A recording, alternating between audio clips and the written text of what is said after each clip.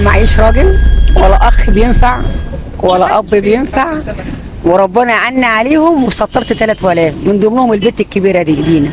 معيش راجل ولا اخ بينفع ولا اب بينفع، وربنا عنا عليهم وسطرت 3 ولاد من ضمنهم البت الكبيره دي دينا.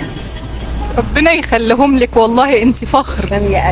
انا سعيده جدا جدا ان انا صورت معاكي. السلام عليكم، ازيك يا ام؟ الله يسلمك يا حبيبه قلب، شلون طيب؟ وانت طيبه، عامله ايه؟ الحمد لله. احنا برنامج في الشارع، ممكن نسالك سؤال؟ اتفضلي يا حبيبتي. عايزه اقول لك، ايه احساسك كأم شقيانه؟ والله احساس الام شقيانه، بجري واتعب ومدش ايدي لحد. يعني انا احساسي وابقى قاعده سعيده كده، ما حدش يخبط على بابي ويقول لي عليك جنيه هاتيه، لا من عرق وشقاي انا اطلع يعني ادوي نفسي، اكشف نفسي كده، ما اقولش لحد جنيه. صح يا امي، انت تستاهلي ان احنا نقول لك قصيده عن الام. ربنا يخليكي يا حبيبه قلبي. ربنا يعزك. خلينا نوجه القصيده دي لكل الامهات الشقيانه.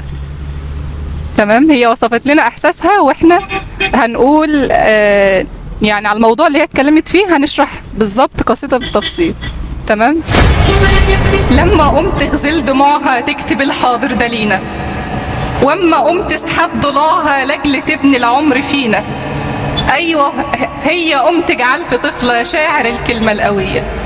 ايوه هي تبقى امي، تشقى عادي طول حياتها، تستلف من العمر شيك، شايله جوه حباب عينينا خير يغدينا لسنين. واما يجي برد طوبه تشوف رموشها كاللحاف يدفي روحنا بالحنين. لو هصلي لبعد ربي تبقى للام الصلاه، الجنه مفتاحها في ايديها وبرضه مفاتيح الحياه. لما تدعيلي في صلاتها وبدعاها ترد روحي، واما بتعب اشوف ايديها هي منهج للاطباء مهما يجري العمر بيها. امي لسه بنت شابه، امي بالكحله في عينيها تشوف سواد الليل نهار، والضفاير لو تشوفها دي الحصان تفرش الارض وتلالي، والعيون تشبه لضحكات القمر وابتسامته في العلالي، والرجل حناها الشقه وقادره تلبس كعب عالي. امي بنت ال40 لو تشوفها تقول صبيه لسه في عمر العشرينات، لما تتكلم معانا تشوف لسانها بقلب شاعر فيلسوف، يصنع من سماء الوحي يطرح في الهوى اشعار. واما تيجي تغني لينا عشان ننام تغلب الست في نغمها، واما تصحى من المنام لاجل ما تصلي القيام وتشوف لو احنا بردانين تسحب البرد في ضلوعها وتهدي لينا من الحنين.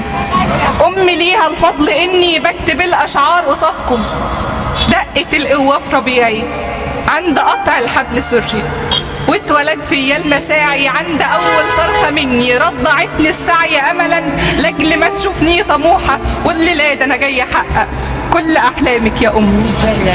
تسلمي يا حبيبه قلبي، انا سعيده قوي قوي قوي على المقدمه دي، ربنا يوفقك يا بنتي يا رب.